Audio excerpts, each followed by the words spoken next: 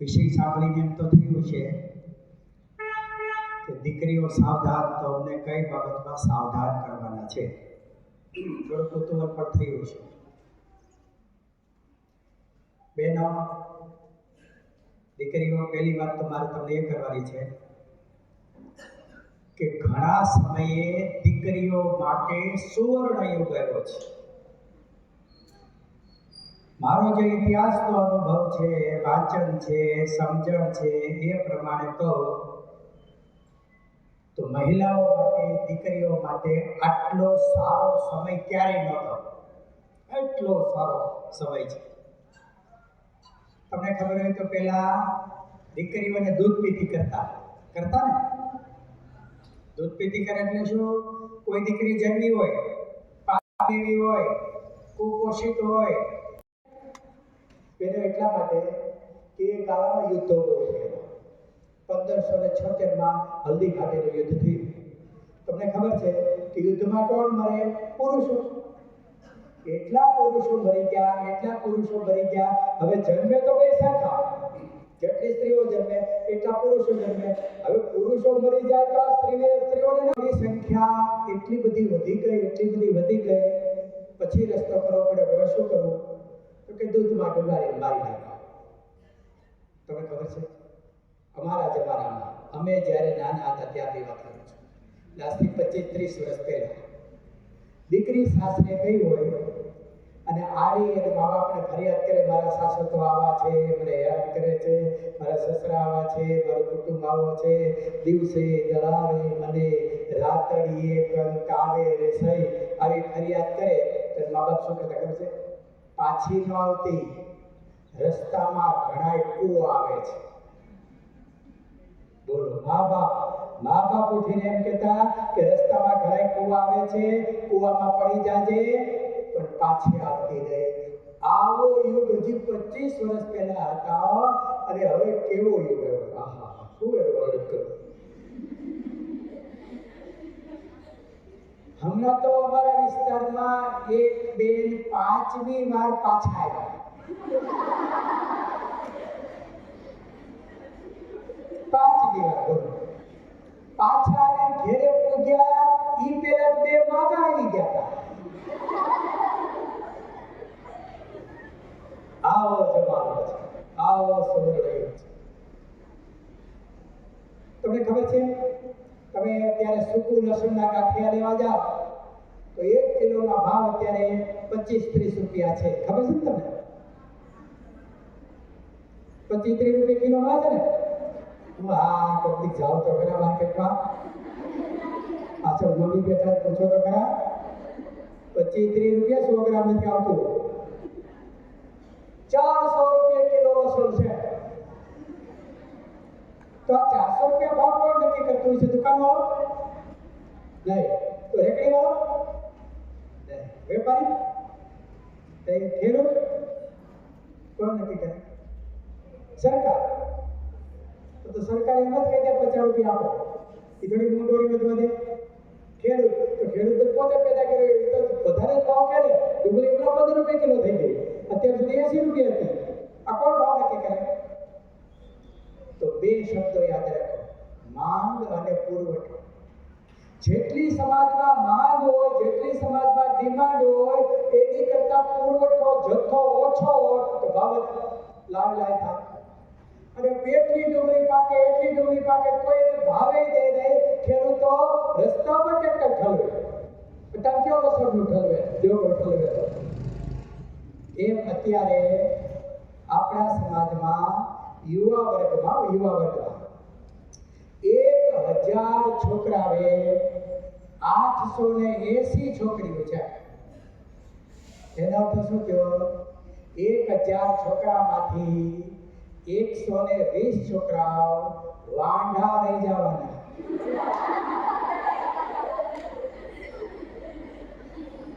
મેં એક જગ્યાએ વાત કરીને તો કાર્યક્રમ પૂરો થયો, પછી એક યુવાન મળવા આવ્યો. મને કે એક તો ક્યાંય વારો આવતો નથી અને તમે વાંઢા શબ્દનો પ્રયોગ કરો છો. એટલે હવે મેં સુધારી નાખ્યો. હવે હું વાંઢા નથી કહેતો. 120 યુવાનો અપરિણિત રહી જવા છે.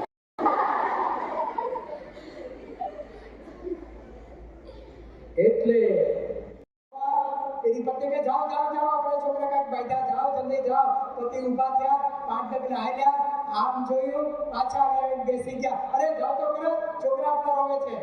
ચિંતા કરવા કાંઈ બન્યું નથી. તારા છોકરાએ અને મારા છોકરાએ ભેગા થઈને આપણા છોકરાને માર્યા.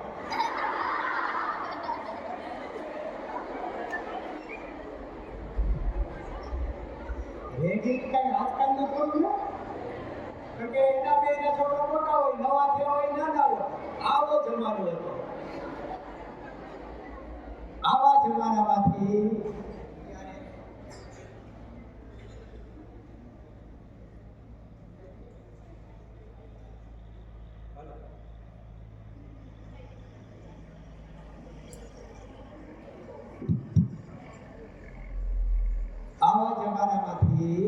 અત્યારે કેવો સમય આવી ગયો છે બેનો.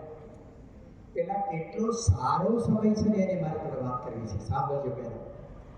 10માનું પરિણામ આવે, 12માનું પરિણામ આવે, 1 થી 10 નું લિસ્ટ હોય, એમાં 7, 8, 9 બેનો હોય, એકાદ બે રડ્યા ખડ્યા આવ્યો. સમજાય છે? હા, કેવો સમય છે. દિલ્હીની મેટ્રો ટ્રેન, આ મેટ્રો ટ્રેનના સંરક્ષણની જવાબદારી બહેનોએ લીધી છે. AK-47 રાઇફલ આઈ મૂકી અને બહેનો રક્ષણ કરે છે. કેટલા વર્ષ થયા, એક બનાવ બન્યો નથી, એક બનાવ બન્યો નથી. બોલો, આપણી દીકરી આમ રાઇફલ, આપણી દીકરી AK-47 લઈને ઊભી છે. પેલા કંડક્ટરો પૈસા લઈ લેતા, ટિકિટ ન દેતા. અને એવો જમાનો હતો કે એસટી ખોટમાં લે, ડ્રાઈવર કંડક્ટર ખાલી વૈધા ટાયરી નહીં છે. બોલો, અને પછી સરકારે કંડક્ટરમાં ભરતી કરી. બેનો તમે જુઓ, કરપ્શન બંધ થઈ ગયા. અને આપણી ઘેરે ન હોય ને અને પ્રાઇવેટમાં ન હોય એવા એસી સ્લીપર કોચ હાલવા માંડ્યા. આટલો નફો કર્યો આ બેનોને કારણે. આવો સરસ મજાનો જમાનો આવ્યો છે. અને એથી બેનો સારી વાત કરું, તમને ગમે એવી સારી વાત કરું. મેં 1990માં બીએડ કર્યું. આ સમયે મારે નોકરી લેવી હોય તો મારે ડોનેશન આપવું પડતું 5 લાખ રૂપિયા. 5 લાખ રૂપિયા તમને અત્યારે નાના લાગશે. તે દિવસે મારા ગામની મારી 5 વીઘા જમીન વેચું ને ત્યારે 5 લાખ રૂપિયા આવતા હતા. અત્યારે 5 વીઘા વેચું તો મારે 50 લાખ રૂપિયા આવે. એટલે હાલની જે વાત કરીએ તો તે દી 50 આની કિંમત ડીએસઆઈ થઈ ગઈ. હમણાં એક દીકરી ડીએસપી કરી, હમણાં એક દીકરી ડીએસપી કરી. પણ તમારી જેવી દીકરીઓ જાત મહેનતથી રાત દેતી મહેનત કરી અને સારામાં સારી જગ્યાએ બેસી ગઈ છે. બહેનો કેટલાક સૂત્રો કહીશ છે. એક સૂત્ર પહેલું એવું કહું છું, આ સૂત્ર બરાબર યાદ રાખજો. એ સૂત્ર એવું છે કે માણસ પહેલા 25 વર્ષ જીવે એવા બાકીના 75 વર્ષ જાય. પહેલા 25 વર્ષમાં રાત દીદી મહેનત કરી લ્યો, સારી પોસ્ટ ઉપર બેસી જાઓ, પછી બાકીના 75 વર્ષ જલસા કરો. પહેલા 25 વર્ષમાં રખડો, સૂતા રહો, કોકની પંચાયત કરો, નો કરવાના ફંદા કરો, તો બાકીના 75 વર્ષ મજૂરી કરો. સાવ સાદો સિદ્ધાંત છે. હું મજૂરી કરતો, મારા મા બાપ મજૂરી કરતા, મેં માત્ર ભણવામાં ધ્યાન રાખ્યું. ક્લાસમાં ઓફિસર થયો, મારા પત્ની છે કોલેજમાં પ્રોફેસર, અમે બે નિવૃત્ત થઈ ગયા છીએ. એવડું મોટું પેન્શન આવે છે ને, શાંતિથી જીવન જીવીએ છીએ. પણ અમારી આજે જે રખડતા હતા એ હજી રખડે છે, એ હજી રખડે છે. એટલે તમારામાંથી મોટા ભાગની ઉંમર એ 15 વર્ષથી આજુબાજુ પહોંચી ગયેલા છે. બેનો, દસકો તમારા હાથમાં છે. એક દસકો મહેનત કરી લો, એક દસકો મહેનત કરી લો અને જો તમારી જિંદગી બની જાય અને પછી જે જોઈએ તમને મળશે, જે જોઈએ તમને મળશે. હવે તમે અહીંયા બેઠા છો તો અહીંયા મંગુભાઈ બધાએ તમારું ધ્યાન રાખે છે. પાછળ તમારી માતાઓ છે, અમારા દીદી છે, અમારું વાલી મંડળ છે. આ બધાની ચાંપતી નજર છે. બધાના સીસીટીવી કેમેરા તમારી પર લાગેલ છે. તમારી પર કોઈની હાથ ફરે ને તો આંખ કાઢી દેવાની આ બધામાં તેવડ છે. એટલે તમે સલામત રીતે જીવો છો. એટલે તમને દુનિયા ક્યાં પૂગી છે એ ખબર નથી, દુનિયામાં શું થઈ રહ્યું છે ખબર નથી. આજે મારે તમને ઈ વાત કરવાની છે, દુનિયામાં શું થઈ રહ્યું છે. એટલે તમને તૈયારી કરવાની ખબર પડે. તમે આ સેફ ઝોનની, આ સલામત એરિયામાંથી બહાર નીકળશો ત્યારે તમારે કઈ બાબતમાં તૈયાર થવાનું છે, આની હું મુખ્ય વાત કરવા માટે આવ્યો છું.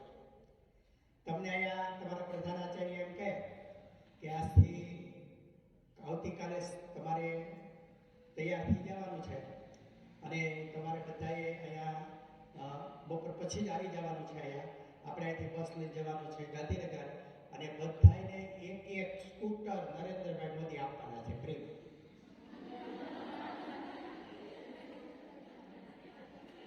આવું સાંભળો તમે કેટલા ખુશ થઈ જાઓ.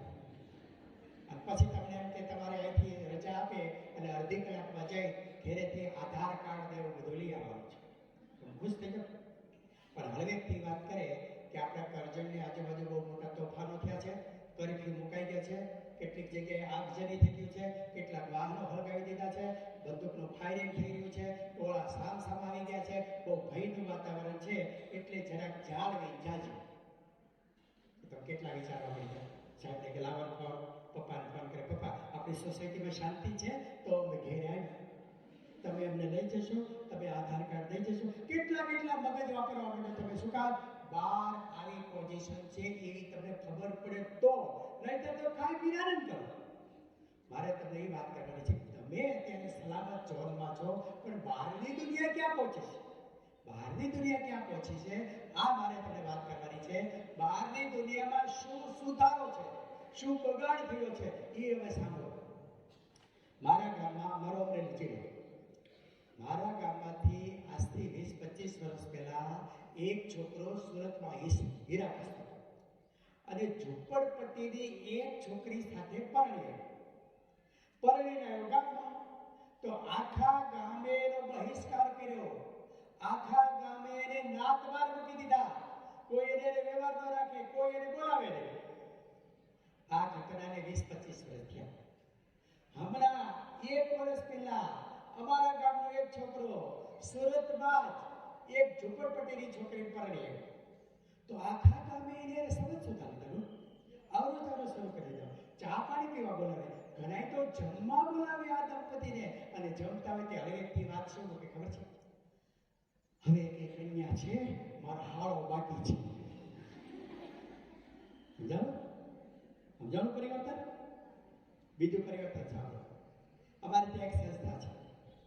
આ સંસ્થામાં માધ્યમિક શાળા ચાલે છે, હાયર સેકન્ડરી ચાલે છે અને પીટીસી કોલેજ ચાલે છે. આજથી 25 વર્ષ પહેલા એવી ઘટના બની કે શાળાના આચાર્યનો દીકરો પીટીસી કરતી એક છોકરી સાથે રાત્રે 9 વાગે બાકડા પર બેઠા બેઠા વાતો કરતા પકડાયા. તમે વાતો કરતા હતા એમાં શું? એ અત્યારે એ જમાનામાં તો એવડો મોટો હોબાળો થયો અને પ્રિન્સિપાલને એટલું મોટું દુઃખ થયું કે હું સંસ્કારની વાત કરું અને મારો દીકરો એવું કર્યું. 3 મહિના સુધી આ પ્રિન્સિપાલ ઘરની બહાર ન નીકળ્યો. એટલી એને શરમ થઈ. આ ઘટનાને 25 વર્ષ થયા. બહેનો, અત્યારે ઘણા બધા મા બાપે એના દીકરાને કહી દીધું છે કે આપણી નાતમાં તારું થાય ગધું, આપણી નાતમાં તને કોઈ કન્યા દે એમ નથી. ગમે નાતની ગમે કન્યા મળે તને છૂટ. અને તારા લગ્ન કરીએ તો આમ તો 10 લાખનો ખર્ચો થવાનો છે. અત્યારથી જ આને 5 લાખ રૂપિયા. એ 5 લાખમાંથી 2-2 લાખની ધૂમ બાઈક લે, 50,000નો મોબાઈલ લે, સારા ચશ્મા લઈ લે અને માંડે ફિલ્ડિંગ ભરવા. એમાં એકાદું પંખીનું પકડાઈ જાય તો એને મોબાઈલ લઈ દે, ડ્રેસ લઈ દે, કપડાં લઈ દે, કાચું કરે અને 18 વર્ષની ઉંમર થાય એટલે એને ભગાડે. અને એને ભગાડવામાં એને શરમ નથી, એને ગૌરવ છે. ભેગા એના મા બાપ છે. આવી ઘટનાઓ પુષ્કળ બને છે.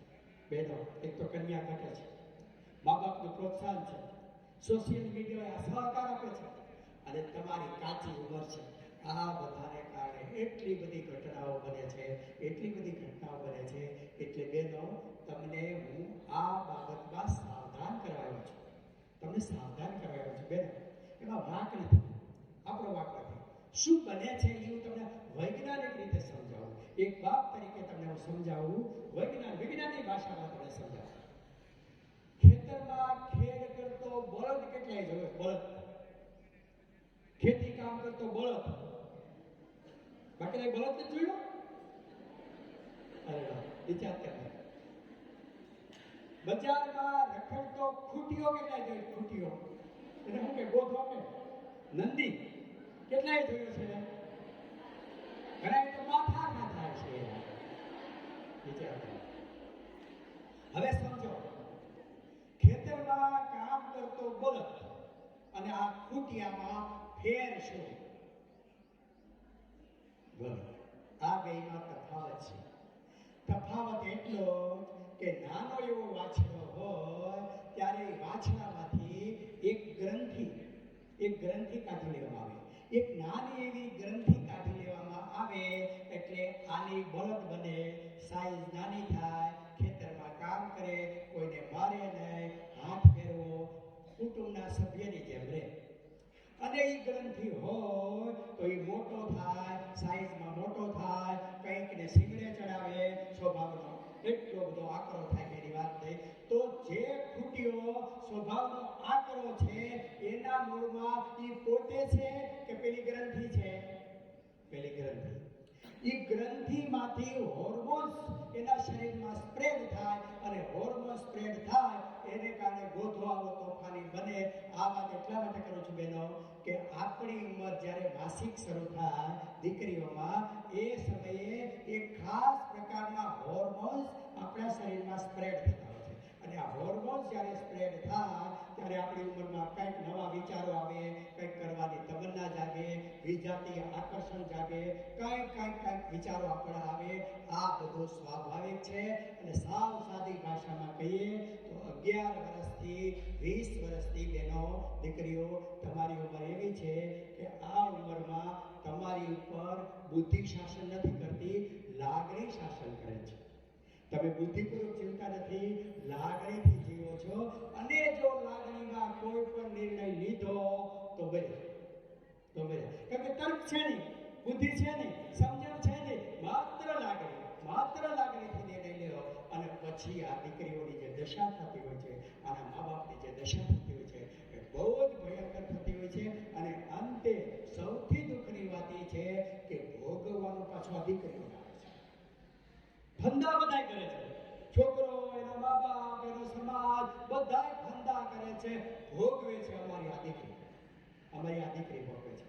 હા, તમે 20 વર્ષથી થઈ જાઓ, 22 વર્ષથી થઈ જાઓ અને હું ગેરંટી આપું છું કે તમને કોઈ છેતરી નશે. જો હું તમને સમજાવું, હજી એક ઉદાહરણ દઈને સમજાવું. 18 વર્ષની દીકરી હોય, એનો સંબંધ કર્યો, લગ્ન હજી બાકી, અને એ સંબંધ કર્યો, એ છોકરો એને મળવા આવે, બગીચામાં એકલા બેઠા, અને એ છોકરો એમ કે રે તારા વાળ તો બહુ જ સુંદર છે. આટલું કે દે આ દીકરી પાણી થઈ જાય, શરમાઈ જાય, મોઢું લાલ થઈ જાય. આટલી અસર આની માથે થાય. પણ માનો કે આ દીકરી 22-23 વર્ષની થઈ ગઈ અને સંબંધ કર્યો અને એનો ઘરવાળો મળવા આવ્યો અને ઈ એમ કે તારા વાળ તો બહુ સુંદર છે. તો દીકરી શું કે ખબર છે?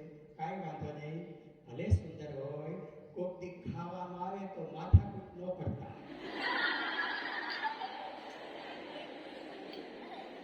સમજાણો? 18 વર્ષ ને 22 વર્ષના આ ફેર છે. 22 વર્ષની દીકરીને ખબર પડી જાય છે કે આ વાળનો જિંદગીમાં કોઈ ઉપયોગ નથી. હાચવા કરો, ધોયા કરો, શેમ્પૂ નાખો, ફલાણું નાખો, અરે થાકી ગયા. મારી દીકરીને વાળ એટલા લાંબા હતા, અત્યાર સુધીમાં એને 3 વાર કાપી નાખ્યા. મને કે પપ્પા હું હાચવી થાય છે. એ કઈ ઉંમરે ખબર પડે? 22 વર્ષે. પણ 16-17 વર્ષની ઉંમર હોય અને પટોડિયા પાડે, અહીંથી આમ કાઢે, આમ કરે, તો તમારે સારું છે. અમારા જમાનામાં તો બેનું વાળ આ કાઢી તારીથો ગરમ કરીને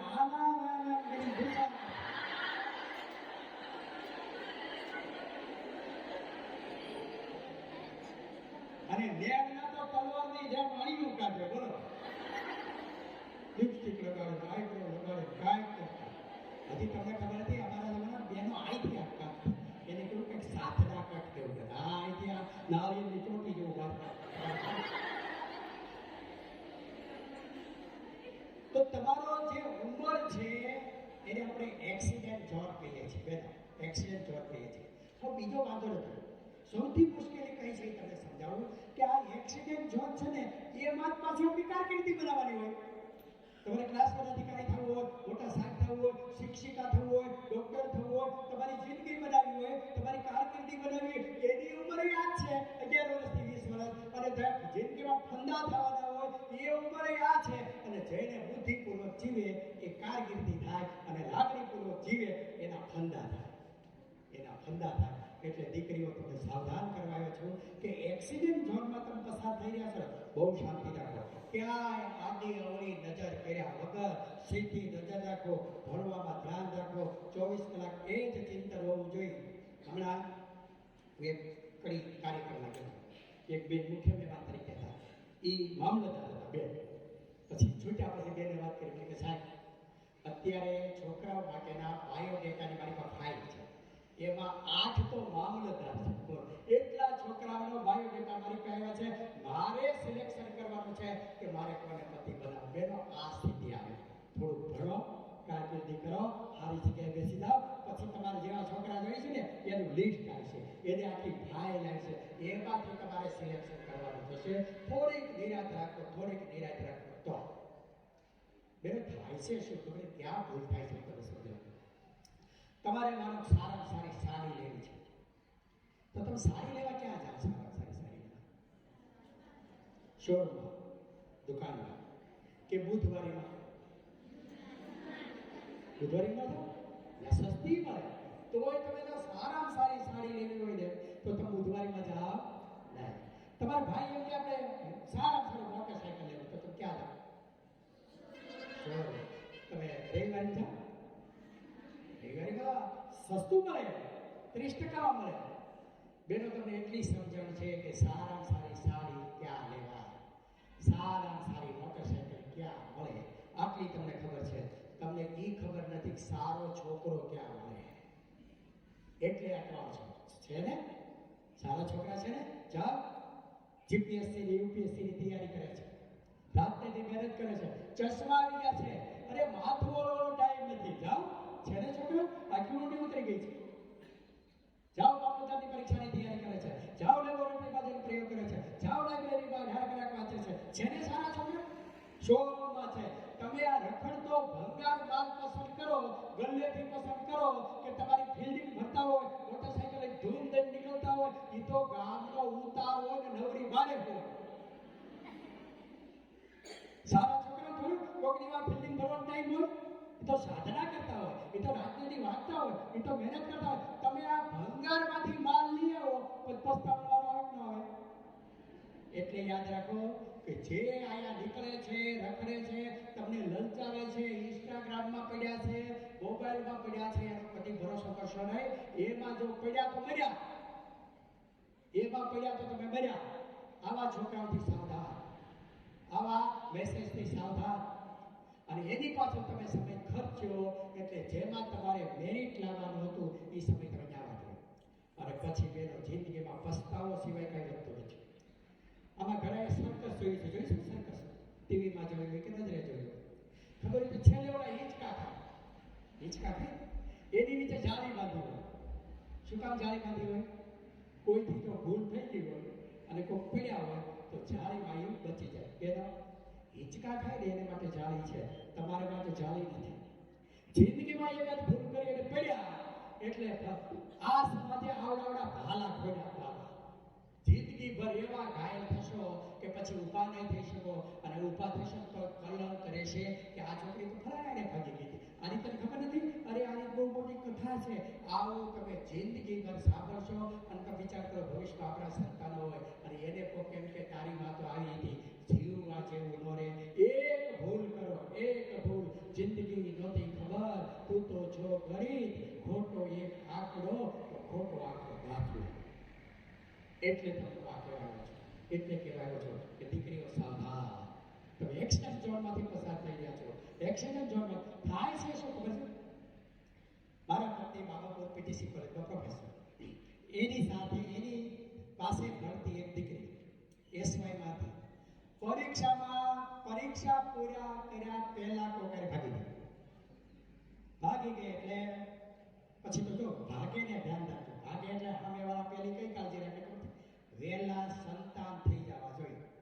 એટલે આ જાય 2 દીકરા ને 1 દીકરી 3 થયા 12 વર્ષ તો ઘર સંસાર 12 વર્ષ પછી આ છોકરો સામે રહેતી એક બાઈ સામે રહેતી એક સ્ત્રીને લઈને ભાગી ગયો કે એને 2 સંતાન હતા. હવે વિચાર કરો આ દીકરીની દશા શું થાય. પોતે 3 સંતાન એને 15 દી તો ગમે તેમ કરી કાઢી નાખ્યા. ઘરમાં કાંઈ ખાવા નહીં, ભાડે મકાન, છોકરા રોવે, આજુબાજુવાળા થોડું થોડું ખાવાનું દઈ જાય, એમાંથી છોકરીને છોકરાઓને પહેલા ખાવાનું દે. 3 મહિનામાં આ દીકરી 68 કિલો વજન લેતી ને 43 કિલોની થઈ ગઈ. આખું બાકી કઈ દેખાય નહીં. છોકરા ભાવ ગળી ગયા, છોકરા મરવા પડ્યા. ના છૂટકે આ છોકરીએ છોકરા ઘરમાં પૂરી તાળું મારી કોકની કચરા પોતા કરવાનું શરૂ કર્યું. કચરા પોતા કરવા જાય ત્યાં વધુ પીટું જે ખાવાનું મળે એ છોકરાઓને ખવારે, વધે તો પોતે ખાય અને કચરા પોતા કર્યા એ પૈસા આવે એમાંથી મકાનનું ભાડું મળે. 5 મહિના પસાર થયા. આજુબાજુવાળાને એટલી દયા આવી કે આ દીકરીને મળવા આવ્યા અને એને કીધું તું તારા મા બાપને જાણ કરી. ઓલા તો નહીં આવે, હાલ એ તો ભાગી ગયો પૂરો. તારા મા બાપને જાણ કરી તને તેડી જાય. એ કે નહીં, મારા મા બાપ મને તેડવા, બરાબર સાંભળજો, મારા મા બાપ મને તેડવા નહીં આવે. કેમ? એ કે જેથી હું ભાગી ને તેથી મારા મા બાપે મારી પર કેસ કર્યો. કેસ કરેલો હું મારા પતિને મેં પોલીસ સ્ટેશનમાં હાજર થયા. તો સામે મારો ભાઈ, મારી બેન, મારા બા, મારા બાપુજી અને દાદાના દાદીમાં આટલા લોકો બેઠા હતા. એટલે મેં પીએસઆઈને કીધું કે આમાંથી એકઈને હું ઓળખતી નથી, આમાંથી એકઈને ઓળખતી નથી. આટલું સાંભળ્યું અને કે મારા દાદીમાં ત્યાં બેભાન થઈને પડી ગયો કે જે દીકરીને નાની હોય ત્યાંથી ખોળામાં રાખીને મોટી કરી હોય. આ એમ કે છે કે એમને અને આખું ઘર રડવા માંડ્યો, આખું ઘર ત્યાં કોકે રહ્યું. અને થઈ મારા બાપુજી એમ કીધું કે તું અમને ઓળખતી નથી તો આજથી અમે તને ઓળખતા નથી, જા તારે તમારો સંબંધ પૂરો. એટલે મને મારા મા બાપ તેડવા ગયા. બહેનો, કે આ સુધી દીકરીઓ થાય તમે જુઓ તો ખરા કે આ સુધી પહોંચે છે. તોય કોઈ કે અમરેલી સમાચાર આપ્યા એ દીકરીને તેડી ગયા. માવતર કમાવતર ન થાય, છોરું કો છોરું થાય. બહેનો, આ દશા થાય છે. હજી એક બીજો દાખલો દો. મારા સસરાના ગામમાં બનેલો દાખલો દો. એક છોકરી કોઈ પાસે ટ્યુશનમાં જાય, એ છોકરો કોલેજ કરે, આ છોકરી 10મું ભણે. 10મું ભણતા કેટલી બુદ્ધિ હોય, અને ઓલો તો તૈયારનો દીકરો. ધીમે ધીમે કરીને એવી ફસાવી કે આ છોકરી 18 વર્ષની થાય, માથે જે અઠવાડિયું થયું હતું આની એને લવ મેરેજ કરી લીધા. આ છોકરાના ઘરમાં કાંઈ નહીં, છોકરો રખડું, ખાલી થોડું ઘણું ભણાવે, એ પૈસામાં જલસા કરે, સારું રહેવાય મકાન નહીં. અને ઓલી છોકરી તો ડૉક્ટરની દીકરી હતી અને ગામમાં એની એવી પ્રતિષ્ઠા હતી. આ છોકરી એની સાથે લગ્ન કર્યા. એના મા બાપ ઉપર એટલો વજ્રાઘાત થયો, એના મા બાપ ગામ છોડી જતા રહ્યા. ઠીક તો એની પોતાની ડોક્ટરી ચાલે એ બધું છોડી અને અમેરિકા જતા રહ્યા. આ તો બીજે બધે એવું જ બન્યું. 3-4 વર્ષ થયા, એક દીકરી થઈ, દીકરી 18 વર્ષની થઈ, ઓને છૂટાછેડા દઈ દીધા. છૂટાછેડા દઈને બોલો હવે આ જાય ક્યાં? આ તો આને તો પ્રશ્ન ઉભો થયો. ઓલો ઘર મૂકીને જાય ને ઓલો ઘર બંધ કરી દે, બારમોસરીમાં બેસે. કોઈ કે જાણ કરી અમેરિકા કે તમારી દીકરીની તો આ દશા થઈ છે. પણ એને એટલી બધી નફરત થઈ ગયેલી ને એને અમેરિકાથી ચાવી મોકલી કે મારું મકાન હજી પડ્યું છે, મારી દીકરીને કયો રહેવું હોય તો મકાનમાં રહે. એ મકાનમાં રહેવા માંડી. 3 મહિના થયા. કોઈ દી શાકભાજી લેવા બહાર નીકળે નહીં, કોઈ દી દૂધ લેવા નીકળે નહીં, કોઈ દી અનાજ લેવા નીકળે નહીં. આજુબાજુનો વિચાર કરે કે આ ખાતી છે શું, આ ડેલી બહાર નીકળતી નથી. 3 મહિના થયા એટલે ઘરમાંથી દુર્ગંધ આવવા માંડી. બધા આમ જો પણ કંઈ ખબર પડે નહીં. અમેરિકા જાણ કરી કે તમારી દીકરી જે ઘરમાં રહે છે એમાં દુર્ગંધ આવે છે, અમે કોઈ જવાની હિંમત કરતા નથી. અમેરિકાથી એના બા બાપુજી આવ્યા, સાથે પોલીસવાળા લઈ આવ્યા, ડેલી તોડી અને અંદર જઈને બેનો દ્રશ્ય જોયું. તમને કંપારી છૂટી જાય. આ એની છોકરી નાની 18 વર્ષની મરી ગઈ. આને આ ગાંડી જેવી થઈ ગઈ, એને ખબર નહીં એને મરી ગયેલી છે એટલે હાચવા કરે. અને હુવે ને તો આયા રાખેલી મરી ગયેલી છોકરી હુવે. છોકરી મરી ગઈ એની 15-20 દી થઈ જાય છે. છોકરી હાવ હળી ગયેલી, એમાં કીડા પડી ગયેલા અને આયા રાખીને સુવે અને આ છોકરીના ગાલે આયા પણ કીડા પડી ગયેલા. ગમે તેમ માગે તો આ છોકરો આપે નહીં, મારી દીકરી છે, મારી દીકરી છે. 4-5 જણાથી છોકરીને પકડી ઇન્જેક્શન દઈને બેભાન કરી પછી છોકરી લેવા દીધી અને પછી બધું જે મેળ્યું છે અત્યારે છોકરીને અમેરિકા લઈ ગયા. બહેનો, ઓલો તો જલસા કરીને જતો રે અને હજી તમને ખબર નથી તમારા બાપા કેટલા વટથી રહેતા હોય, પૂછે લીંબુ લટકતા હોય, પણ એક દીકરીની ઘટના બને ને એટલે એને સમાજમાં હાલ્યા જેવું ન રહે. એ તો ઈ જ જાણે કે શું દશા થાય છે. અને હજી આ તો ઠીક છે, હવે એથી નવું નીકળ્યું છે કે તમે ફલાણી જ્ઞાતિની છોકરી લઈ આવો તો 5 લાખ, ફલાણી જ્ઞાતિની લઈ આવો તો 10 લાખ. એનો પરિવાર, એનો સમાજ એને પૈસા આપે છે. અને વિધર્મીમાં તો આનું સ્પેશિયલ આયોજન થાય છે, ટાર્ગેટ થાય છે કે આને પાડો. અને પછી જે ઘટનાઓ બને છે એ તો આયા લગ્ન કરે પછી તો તરત તલાક હોય, બીજે કરે, ત્રીજે કરે, આપણે તો કોઈને સ્વીકારે નહીં.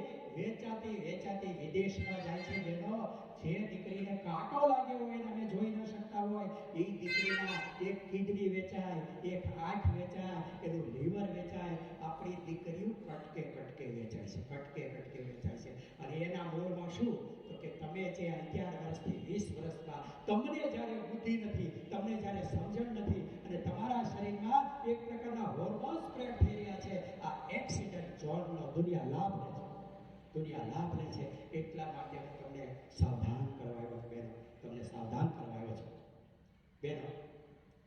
જે દીકરીઓમાં આવી ઘટના બની ગઈ એ મને ખૂબ ભળે છે, પણ એક વાત મને અદ્ભુત કરે છે. મને કે સાહેબ, અમને તો એ સમયે બુદ્ધિ નહોતી, અમારી એવી ઉંમર હતી, અમને સમજણ નહોતી, અમે તો આ ફિલ્મો જોઈ એમાં બને છે છેલ્લે બધું હરખું થઈ પડશે એમ માની અમે તો સંભળાયું હોય, અમને તો બુદ્ધિ નહોતી. તમારી જેવા માણસોએ તો અમને કેવું હતું કે દીકરીઓ આ ધંધો કરતા નહીં, તો અમે કાંઈક સમજત, અમને ખબર નથી. અમારી બાલી ઉંમર, અમારી કાચી ઉંમર, એમાં અમારો વાંક નથી, તમારી જેવાનો વાંક છે કે શું કામ અમને જાણ ન કરી, શું કામ અમને કીધું નહીં. એમાંથી જન્મ્યું દીકરીઓ સાવધાન કાર્યક્રમ.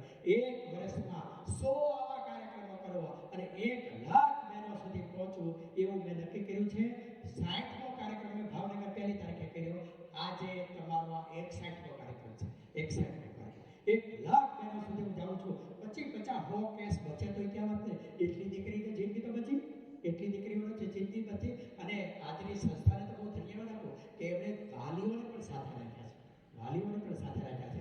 વાલી અને બધા બહેનો તમને ખાસ સાંત્વન આપીએ કે અત્યારે તમને જે વિચારો આવે છે, તમને અત્યારે જે ગમે છે ને એ અમે બધા તમારી ઉંમરમાં હતા ત્યારે અમને એ ગમતું જ હતું. અમે કઈ સંતોન, બહંતોન, કામદેવ ઉપર વિજય પ્રાપ્ત કરેલા નથી. અમે તમારી ઉંમરમાંથી પસાર થઈને આવ્યા છીએ, એટલે અનુભવી માણસો તરીકે તમને કહીએ છીએ કે સાવધાન, આ ઉંમર પૂરતા સાવધાન. એક કોલેજના કાર્યક્રમ હતો. કોલેજની એક બેને મને પૂછ્યું કે સાહેબ, લવ મેરેજ કરાય કે નહીં? શુદ્ધ ગુજરાતીમાં હા કે ના કહો, લવ મેરેજ કરાય કે નહીં? મેં કીધું કરાય. લવ મેરેજ ન કરાય નથી, કરાય, પણ ક્યારે? 22-23 વર્ષ પછી. તમારે અત્યારથી ક્યાંક ચોખ્ખું જેવું તેવું ગોઠવાનું હોય તો તમ તારે એને કહી દો કે 22 વર્ષની થાવ હું રાહ જોઉં, તુંય રાહ જો, હું મામલતદાર થાવ, તું કલેક્ટર થાવ, તારામથી વડે તો થાવ. તેથી મારા મા બાપે આ પડશે, તારા મા બાપે આ પડશે. અત્યારે આ રખડવાનો ધંધો કરશે તો આ બધી કાંઈ નહીં. એટલી આપણી પરિપક્વતા હોવી જોઈએ. અને બેનો, તમારી ઉંમર તો થોડીક નાની છે. કોલેજિયન બહેનો મેં સમજાવ્યું, થોડીક બહેનો કોઈક જગ્યાએ સંબંધ થયો ને, લગ્ન પહેલા ચાંદલો કરે એની વાત સાંભળજો. અને તમને હું શું કહેવા માંગુ છું એ સમજાઈ જશે. અને તમે પણ મારી વાત સમજવાનો પ્રયત્ન કરજો. તમે એમ કહો છો, અને દીકરીવાળા મા બાપને પૂછો, સંબંધ કર્યો દીકરીનો? તો કે હા. ક્યાં કર્યો? તો કે શું એમ છોકરો શું કરે છે? હવે સાંભળજો. એ કે છોકરો મામલતદાર છે, દેખાવમાં છે ઠીકનો છે, થોડો કાળો પણ છે, અને ઘર પણ ઠીક છે, પણ હોશિયાર બહુ છે. અને પરીક્ષામાં મેરિટમાં એ ગુજરાતમાં બીજા નંબરે હતો.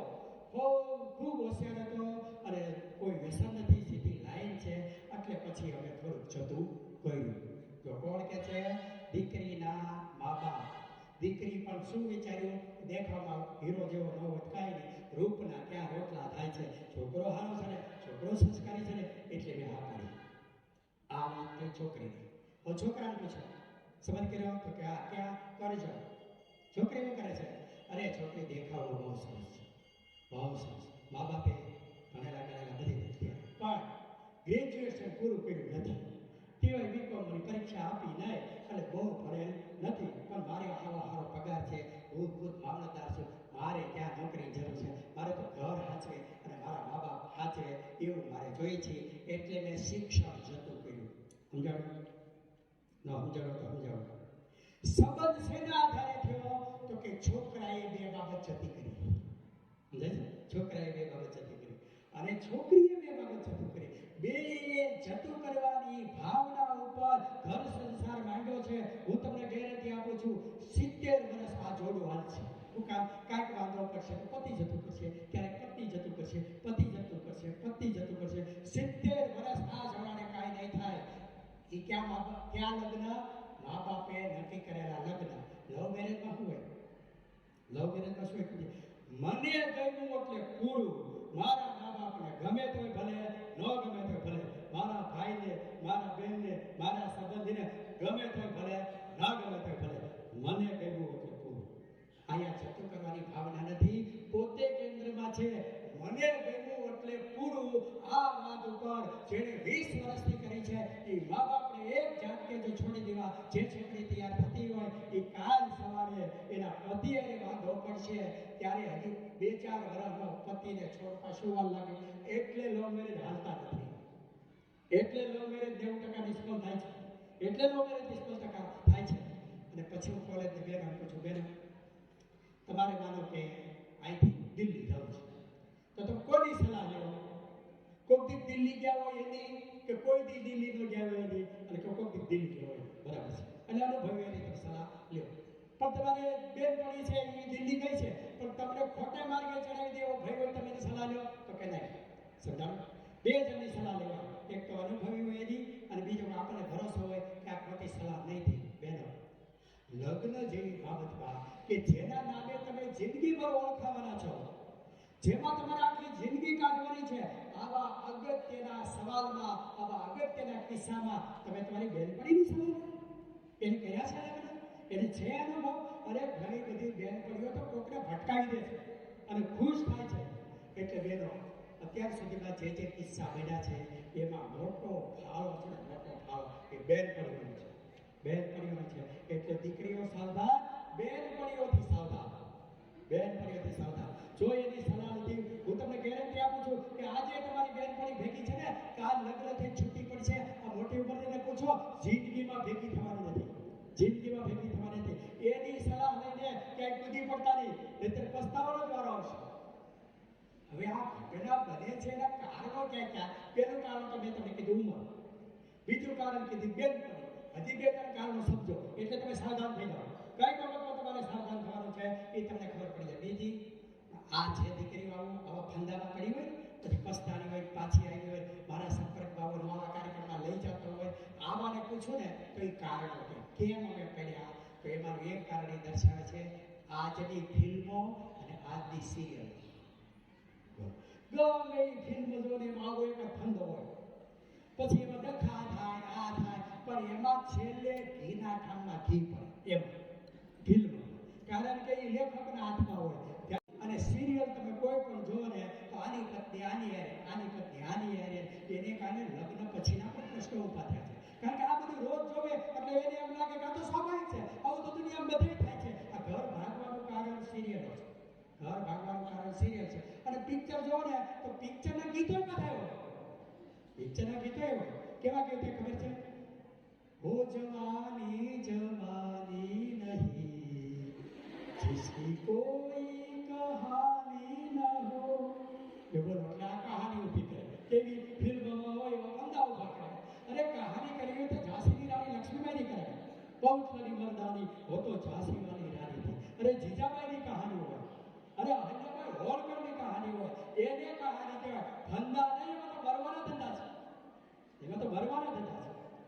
એક છોકરો તો ગીત ગાતો હતો, કહતો કે તુમ હો મેરી વરના, મૃત્યુ તો આ કરશે જીના નહીં મુझे હે મરના. અરે બોકરી બેટી આ જો એમ નહીં કે હું તારી છું તો આ મરી જાય. 2-3 વર્ષ તો ખબર પડી કે આ છોકરી બીજા લગ્ન કરી લીધા એટલે મને એટલો ઓલો છોકરો મરી ગયો છે તો જીવતો હતો. બોલો એ મર્યો નહોતો, ગીત ગાતો હતો. કેવા ગીત ગાતો હતો ખબર છે? અબ તેરે બિના જી લેંગે હમ, જહર જિંદગી કા પી લેંગે હમ. વેલા કીધું હોત તો આ દુઃખી થઈ તો દુઃખી ન થાય. આ 18 વર્ષ 20 વર્ષથી આજુબાજુ મરે છે. 22 વર્ષે 24 વર્ષે બેનો ન બને. 24 વર્ષથી કોઈ ગાતો હોય કે રોઈ રોઈ કોને રે સંભળાવું, આવાદ કોની આગળ ગાઉં. તો ઓલી પાણી પાણી નો થઈ જાય. ઓલી શું કે ખબર છે? રૂમાલ મારો લેતો જાજે. એ ઉંમરમાં ખબર પડી જાય કે આ બધું ખોટું છે, જિંદગીમાં કોઈ ઉપયોગ નથી. આ તો લપસણી જમીન છે, એક્સિડન્ટ ઝોન છે, ત્યાં જ સમસ્યા છે, ત્યાં જ સમસ્યા છે. બેનો, હું તમને એટલું જ કહેવાનો છું, બસ આટલી ઉંમર પૂરતો જાણી લો. માતાજીઓને પણ કહેવાનું છે કે આપણી દીકરીનો બહાર પગ પડે તો આપણે ખબર હોવી જોઈએ. આપણી દીકરી સામે આપણી નજર હોવી જોઈએ. યાદ રાખજો. અત્યારે તો માતાઓ એટલી બધી મોબાઈલમાં પડી છે, માતાઓની આખું ઘર. એક દાદાએ રાત્રે 12 વાગે મોબાઈલ ખોલ્યો. મોબાઈલ ખોલીને વોટ્સએપ ખોલ્યું. તઈ એને ખબર પડી કે આખું ઘર ઓનલાઈન છે.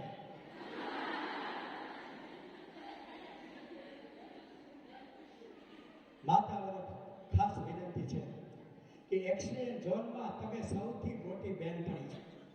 કાંઈક બોલે એને ખીજાવા ન મળતા. શું કામ? આ ઉંમરની દીકરીઓ એ નફરતને પાત્ર નથી, ગુસ્સાને પાત્ર નથી, દયાને પાત્ર છે. દયાને પાત્ર છે. તમારી લાગણી હોવી જોઈએ. બેનો, વિધર્મીમાં જે દીકરીઓ જાય છે ને, વિધર્મીમાં પછી આપણે ખીજાઈ સંબંધ તોડી નાખીએ છીએ ને, બસ હવે તારે મારે નહીં, અમારી ઘરે બાબત તારે મારે મરે વ્યવહાર નહીં, એમ કરી સંબંધ પૂરો થઈ જશે ને, પછી દુઃખ દેવા શરૂ થાય છે. શું કામ? એને ખબર છે હવે જકા થાય, મા બાપ તો કરવા દેવ નથી, ગામે તો આંદોલન કર્યું છે, ગામે તો એની માથે જેટલું કરવાનું હતું કર્યું છે, હવે આને કોઈ રાખે નથી, પછી દુઃખ દેવા શરૂ થાય છે. આપણી દીકરી જ્યાં ગઈ હોય એને યાદ રાખો, એની ઉંમરે એને ગોઠવું ખવાયું છે. આપણે એની સાથે રહેવાનું છે. કોઈ પણ સમયે, કોઈ પણ સંજોગોમાં મા બાપ એની ભેગું રહેવાનું છે, સમાજ એની ભેગું રહેવાનું છે. એક સમયે એ પાછી આવશે. ખોટી જગ્યાએ જાય છે, 5-7 વર્ષમાં તો એને ભાન થાય જ છે કે મેં આ ખોટું કર્યું છે. જાવું ક્યાં? આપણા દરવાજા આપણી દીકરી માટે કાયમ ખુલ્લા હોવા જોઈએ, નહીતર હજી આ અનર્થ વધશે, હજી આ અનર્થ વધશે. બેનો, માતા, બીજી ક્યાં ભૂલ થાય છે? નાની દીકરી પણ બરાબર સાંભળો.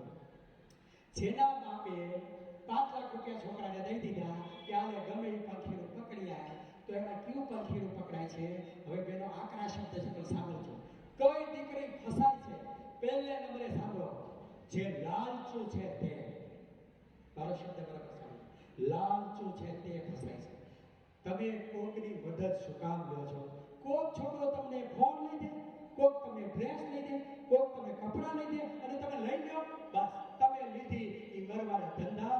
બહાર નીકળવાનું, ફસાવાનું પહેલું પગથિયું છે કોકની મદદ લીધી એટલે. હું 9મું ધોરણ ભણતો હતો. ગામમાંથી આવડો પાણો લેતો. મારા બાપુજીએ મને પૂછ્યું, કેમ પાણો લાવ્યો? મેં કીધું, હરિયા સીધા કરવા. ક્યાંથી લાવ્યો? ગામમાંથી. ગામમાં પડ્યો એટલે આપણો હોય, જા પાછો જા મૂક્યા. મારા અભણ અને મજૂરી કરતા બાપાએ મને ગામમાંથી જે લીધેલો પાણો લેવા પરત મૂક્યો હતો. તમારી દીકરી કોકનો ડ્રેસ લઈને આવે, કાંઈક વસ્તુ લઈને આવે, બંગડી પહેરે, જેતા જેતા ઘરેણા પહેરે અને તમને ઉઠા ભરાવે કે મારી બેનપણીએ દીધા છે, તમે ગળે ઉતરી જાય. તમારી દીકરીને સમજાવો કે અમે દઈએ એ જ તને માન્ય હોવું જોઈએ. અમે દઈએ, બહારનું ના લ્યો, કદી ના લ્યો, લાલચુ ના બનો. અને લાલચુ કોણ બને? શું છે બેન? સાંભળજો બરાબર. બેન, અત્યાર સુધીમાં મેં 10,000 દીકરીઓના સન્માન કર્યા છે. કોઈ બોર્ડમાં પહેલા નંબર આવ્યા હોય, કોઈ જ્ઞાતિનું ફંક્શન હોય, કોઈ રમતગમતમાં પહેલા નંબર આવ્યા. આમ દીકરી ઊભી થઈને આવે અને અમે એના ચહેરા જોતા હોય. અમારી જૂનાગઢની ખ્યાતિ પટેલ તો એ વખતે 11-12 સાયન્સના 4 સેમેસ્ટર હતા અને 4 સેમેસ્ટરમાં બોર્ડ ફર્સ્ટ હતું. 4 સેમેસ્ટરમાં ખ્યાતિ પટેલ અને જાહેરાત થઈ. એ પોતે મોમેન્ટો લેવા ઊભી થઈ. સાવ સાદી બેન, સાવ સાદી, કપડા સાવ સાદા, વાળ ઓળેલા, પાછો રિબીન મારેલી, કોઈ ટીપટાપ નહીં, કોઈ મેકઅપ નહીં, કશું જ નહીં. આયા સન્માન લઈ સામે બેસી ગઈ. હમણાં એમડી થઈ. બેનો, હું શું કહેવા માંગુ છું ખબર છે? જિંદગીમાં જેને જેને પ્રગતિ કરી છે એનામાં કોમન ફેક્ટર હોય તો એનામાં ફેર ફતુરાઈ હોતી નથી.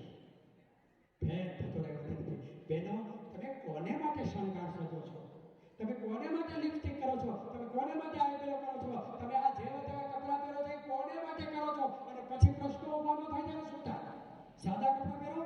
અરે તમે કહો સાંભળો પેલો એક આખું વાક્ય તમે સાંભળો. બહારથી એને જ શણગારવાની જરૂર છે કે જે અંદરથી ખાલી છે. જે અંદરથી ખાલી છે, જે અંદરથી ભર્યો હોય, અંદરથી ભરી દીકરી હોય, એને કોઈ શણગારવાની ન હોય. આપણા રાષ્ટ્રપતિ જો દ્રૌપદી મુર્મુ જો તમે દેખાવમાં હા સામાન્ય લાગે રાષ્ટ્રપતિ છે. અરે કોઈક યુટ્યુબ ઉપર તમે હિન્દુમતીબેન કાક ધરે લખો, અમને બધાને ખરે છે હિન્દુમતીબેન કાક ધરે છે. તમે દેખાવમાં જો તો બિલકુલ સામાન્ય, પણ હિન્દુમતીબેન આયા બે ફટાફટ બોલતા હોય, નરેન્દ્ર મોદી સામે બેસી સાંભળતા હોય. બેનો આ છે ગૌરવની વાત. આ ગૌરવની વાત છે. ટીલા ટપકા કરો. હવે તો એથી સુધારો થયો છે. દીકરીના લગ્ન હોય, બ્યુટી પાર્લરમાંથી દીકરી આવી ગઈ હોય અને હજી એની માં ન આવી હોય, ઈ બ્યુટી પાર્લરમાં હળવાની હોય. ખોટા દેખાવમાં, ખોટા ધંધામાં, પરોમાં આ જે છોકરીઓ ગભરે છે એનું કારણ આ બહારના દેખાવમાં લાગેલી આપણી દીકરી છે. અંદરથી વધારો, જ્ઞાન વધારો, સમૃદ્ધિ વધારો, વાંચન વધારો, સમજણ વધારો, આ સંપત્તિ છે. આ સંપત્તિ છે. એટલે બેનો તમને પણ કહું છું કે એક્સિડન્ટ ઝોનમાં તમે ધ્યાન રાખો, તમારી માતાઓ ધ્યાન રાખે, તમારા આચાર્યો ધ્યાન રાખે, વડીલો ધ્યાન રાખે, સંચાલકો ધ્યાન રાખે, આપણી સહાયક મંડળી છે એ ધ્યાન રાખે.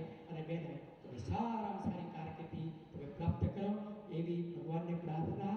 અને આટલી શાંતિથી આટલો સરસ મજાનો વિષય તમે સાંભળ્યો છે એટલે પેલા સાંભળનારને ધન્યવાદ, અને જેને આની મહેનત કરી છે એ બધાને ધન્યવાદ. અને છેલ્લો એક દાખલો દઈ અને મારું વાત કરીએ બધું ભૂલાઈ જાય તો આ મારો છેલ્લો દાખલો છે. બરાબર યાદ રાખજો.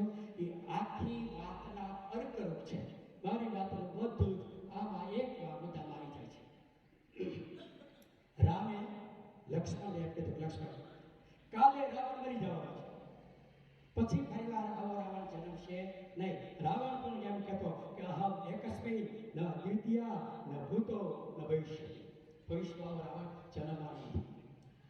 તું એક કામ કર, તું ત્યાં જઈને રાવણને એમ પૂછ કે સફળ જીવન કોને કહેવાય.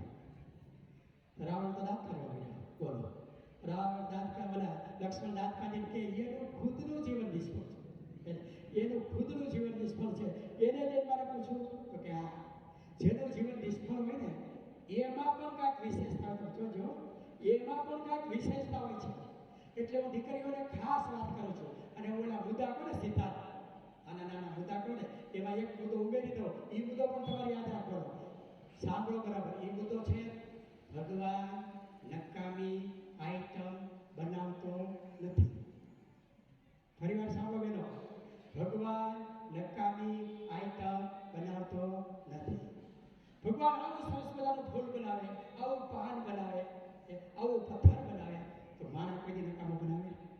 અરે તમને મને ઘડ્યા ને ત્યારે ભગવાનના અત્યાર સુધીના અનુભવના અર્કરૂપ બનાવ્યા છે.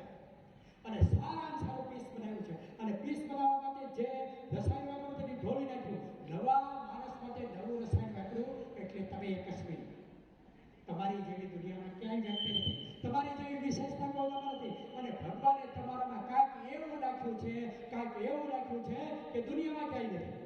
દુનિયામાં ક્યાંય નથી. તમે વિશિષ્ટ છો. મેં આખી દુનિયામાં આ વાત કરેલી. એસએસસીની પરીક્ષામાં મારી દીકરી રોવા માંડી ગણિતના પેપરમાં. મને કે પપ્પા હું નાપાસ થઈશ. મેં કીધું બેટા પરીક્ષા જેને કહેવાય કે જેમાં પાસ થાય નાપાસ થાય. અરે પપ્પા હું નાપાસ થાવ તો તમને કેવું લાગે? મેં એને સાંત્વના આપી, સમજાવી, પરીક્ષા આપી. એવી પરીક્ષામાં 35 માર્કે પાસ થઈ ગઈ. પણ મારે માટે આ મુદ્દો આવ્યો કયો? ભગવાન નકામી આઈટમ બનાવતો નથી. મેં બ્યુટી પાર્લરમાં મોકલ્યું, સરસ આવડી ગયું. સિવલમાં મોકલી, એ સરસ આવડી. 2 મહિનામાં 2 શીખી ગઈ, મહેંદીમાં શીખી ગઈ. એટલે મને ખબર પડી કે મારી દીકરી સાયન્સની વિદ્યાર્થી નથી, આર્ટ્સની વિદ્યાર્થી છે. મેં 11મા આર્ટ્સમાં દાખલ કરી અને મારો આખો ગ્રુપ ખીચાવ, અરે તમે ક્યાં ત્યાં મૂકી રહેવાથી. કોલેજમાં મુખ્ય વિષય સાથે FIBA પાસ કર્યું, કોલેજ ફર્સ્ટ આવી. એસવાયમાં કોલેજ ફર્સ્ટ આવી, ટીવાયમાં કોલેજ ફર્સ્ટ આવી, બીએડમાં ઈ જમાનામાં એને 92% આવ્યા. એ બે કરવા માટે વિદ્યાનગર મોકલી. મુખ્ય વિષય અંગ્રેજીમાં 55 આવે તો ખુશ થઈ જાવ. એને 76% આવ્યા. અને હજી 15 દી ઘેરે રે તા કેજીબી માંગરોળ એનો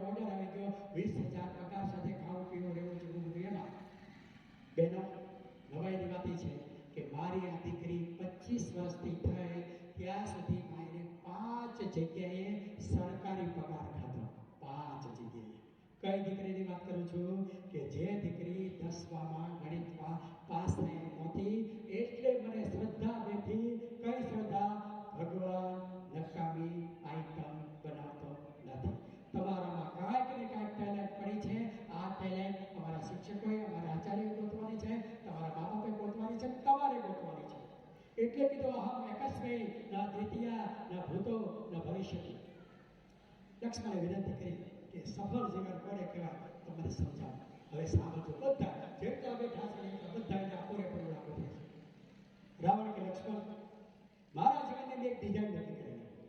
મારા જીવનના મેં 5 લક્ષ્યાંક નક્કી કર્યા હતા કે મારા ગોલ 5 છે. પહેલો ગોલ કયો? મારે સમુદ્રને મીઠો કરવો હતો. શું કામ? તો કે લંકા ફરતો સમુદ્ર, જોઈએ એટલું પાણી, અને ઉનાળામાં લંકાની પ્રજા પાણી વગર રહે. આ તો મિસમેનેજમેન્ટ કહેવાય. એટલે સમુદ્રનું પાણી મીઠો કરવાનો પ્લાન મારો એક્ટિવ હતો. મીઠું થતું હતું પણ મોંઘું પડતું હતું. એટલે હવે નવી ટેકનોલોજી હું વિકસાવતો હતો અને સમુદ્રને મારે મીઠો કરવો હતો. મારે બીજું લક્ષ્યાંક હતું, મારે સોનામાં સુગંધ ભરવી. આખી દુનિયામાં સોનું, લંકા તો આખી સોનામાં, પણ દુનિયાના ભાવે જે સોનું વેચાય એ અમારા ભાવે વેચાય. હું એમાં પ્રોસેસ કરી સુગંધ ભરવી. મોગરાની સુગંધ, તમે જુઓ તો ચંપાની સુગંધ. એટલે હાર વાળા શું માગે ખબર? મોગરા હાર આપશો.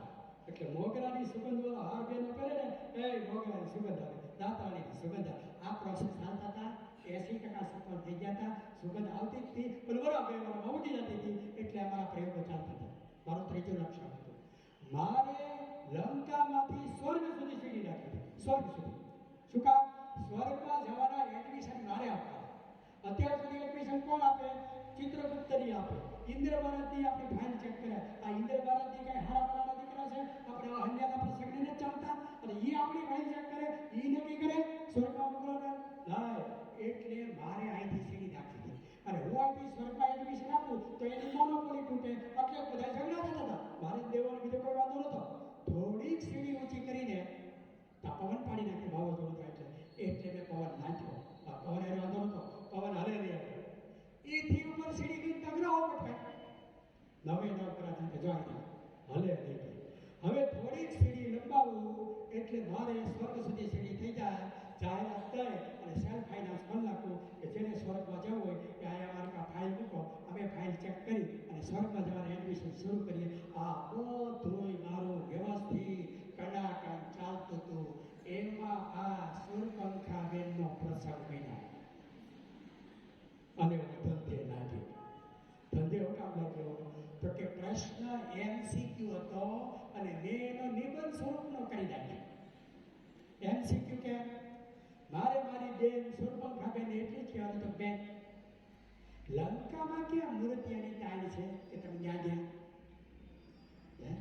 લંકામાં હતા અને એ આંતરગ્રહથી આપણે બ્રાહ્મણ, એ ક્ષત્રિય, આંતરગ્રહથીમાં શું કામ જવું જોઈએ? આપણે બ્રાહ્મણોમાં વિદ્વાન છોકરાઓ પડ્યા છે. અચ્છા, તો ભલે ગયા. તો તમારે જે છોકરા અને તમે સંબંધ બાંધવા માંગતા હોય એનું કમસે કમ એટલું તો જોવું જોઈએ કે આ કુવાડા છે પાડેલા, એટલું તમે જોયું. અરે સીતા તો હાજર હતા, તમને ખબર નથી રામ પાડેલા છે. એટલે તમે કોઈ પણ જગ્યાએ પ્રપોઝલ મૂકો તો થોડુંક બેકગ્રાઉન્ડ તો જુઓ. ત્રીજું, તમે પ્રપોઝલ મૂકો ત્યાં સુધી બરાબર છે, પાછળ લાગી જવાનું.